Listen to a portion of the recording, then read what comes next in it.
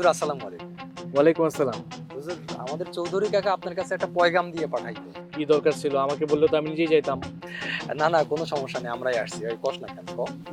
আসলে হয়েছে কি মানে বিশেষ কথা তো আমাদের বড় ভাই বলবো, যেহেতু কাকা আমাদের পাঠাইছে, ভাই আপনার সাথে কথা বলবো, আপনি মান সম্মান কষ্ট করে আপনি দেবেন, আমরাই আসছি। ঠিক আছে, কোনো সমস্যা নেই, বলো। ইমাম সাহেব বলছে কি, আপনিও তো জানেন আমরাও সবাই জানি যে এইবার মসজিদের কমিটি নিয়ে যে এলাকার মধ্যে একটু তাপালি হচ্ছে, হুলস্থুল হচ্ছে, ময় মুরুব্বিরা সবাই বলতেছে মসজিদ কমিটির এবার সভাপতি নির্বাচন নাকি ইলেকশনের মাধ্যমে। তো এই যে কেমন কথা, আমাদের চৌধুরী কাকা আছে সবার থেকে মান্যগণ্য ব্যক্তি, ইলেকশন হলে দেখতে খারাপ দেখায় না? তাই যে আমরা চাইতেছি কোনো ইলেকশন হবে না, সিলেকশন, মানে আমাদের চৌধুরী কাকা সরাসরি সিলেকশনে মসজিদ কমিটির সভাপতি হবে, আর এই দায়িত্বটা হুজুর আপনার পালন। দেখো, তোমরা যে দায়িত্বটা আমাকে দিচ্ছ, এটা তো আসলে আমার পক্ষে পালন করা সম্ভব না। কারণ হচ্ছে মসজিদ কমিটির যে সিদ্ধান্ত হবে, সেই সিদ্ধান্ত অনুযায়ী যাকে সভাপতি নির্বাচিত করা হবে সেই সভাপতি। আমরাও তো সেই কথাই বলতেছি যে মসজিদ কমিটির যত মানুষ আছে, এলাকার যত মানুষ আছে, সবার সিদ্ধান্ত ক্রমেই এইটা হবে। মানে বিষয়টা একটু বুঝায় বলুন। সমস্ত মানুষ তো আপনার কথা শোনে, আপনি জুম্মার দিন যেই বয়ান দেন সবাই তো কান ফালায় আপনার বয়ান শোনে, আপনি যা বলবেন সবাই সেটাই মানবে। কাজে আপনার এক কথা মানেই এলাকার সমস্ত মানুষেরই এক কথা। আপনি যদি বলেন চৌধুরী কাকা সভাপতি, তাহলে সবার পক্ষ থেকেই সভাপতি। এটা আসলে তোমাদের ভুল ধারণা। আমি ইচ্ছা করলেই এত বড় একটা দায়িত্ব আমি একজনের ঘাড়ে তুলে দিতে পারি। সবাই যাকে মনোনীত করব সেই হইব এই মসজিদের সভাপতি। তোমরা শুধু শুধু এইসব বিষয় নিয়ে আমার সাথে কথা বলে লাভ নাই, এটা আমার পক্ষে সম্ভব না। হুজুর, আপনি মনে হয় একটু বেশি বুঝতেছেন। আপনারা আলিফ বললে আপনি মিম বুঝে ফেলাইতেছেন। আমরা কিন্তু সবার সিদ্ধান্তের সাথেই আছি এবং ইসলামিক কার্যকলাপের সাথেই আছি। সেটা কিরকম? যদি ইলেকশন হয় তাইলে কি হবে?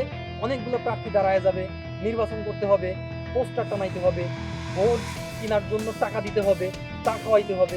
বলুন এইগুলো কি ইসলামের পক্ষ থেকে ঠিক কোনো কাজ? এই জন্য ইলেকশনের কোনো দরকার নাই।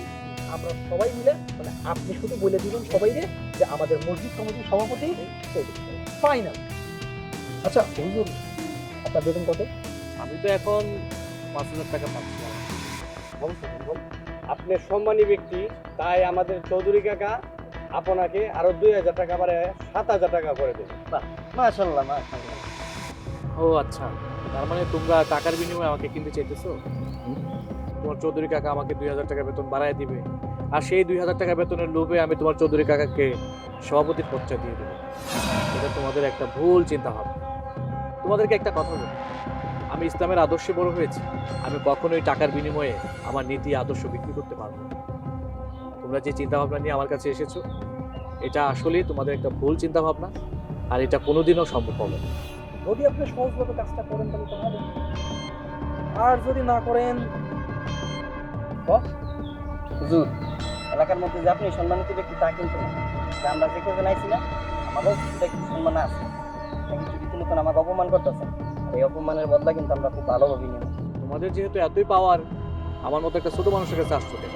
তোমরা তোমাদের নিজেদের পাওয়ার দিয়ে সভাপতি বানাই দাও তোমার চাচারে, সমস্যাটা কোথায়? হুজুর, পাওয়ারে দেখছেন, দেখবেন তো সামনে। যদি আমাদের চৌধুরী কাকা মসজিদ কমিটির সভাপতি না হতে পারে, তাহলে কিন্তু সমস্যা। আমার তোমরা চাকরির ভয় দেখাইতেছো না? আমার চাকরির ভয় দেখায় কোনো লাভ নেই। আর এই এলাকায় আমার যতদিন রিজিক আছে, আল্লাহ যতদিন এই এলাকায় আমার রিজিক রাখছে, ততদিন পর্যন্ত কেউ আমার এই এলাকা থেকে বাইর করতে পারবে না। এইটা আমি বিশ্বাস করি। আর যদি দুনিয়া থেকেই রিজিকের ব্যবস্থা উঠায় দেয় তাইলে? তোমরা আমারে হুমকি দিতেছো। তোমরা হয়তো জানো না, আল্লাহ মানুষকে দুনিয়াতে পাঠাইছে একটা হায়াত দিয়ে। যতদিন পর্যন্ত আমার হায়াত শেষ না হইব, আমার মনে হয় কেউ আমার এই দুনিয়া থেকে তুলে নিতে পারবে না। আর তোমরাও পারবে না। যাই হোক, তোমাকে যা খুশি তোমরা করতে পারো, আমি আমার আদর্শ থেকে এক চুলো নড়তে পারবো না। এটাই আমার ফাইনাল কথা। আসসালামু আলাইকুম। হুজুর তো চরম ঘাড় তারা রে। জি ভাই।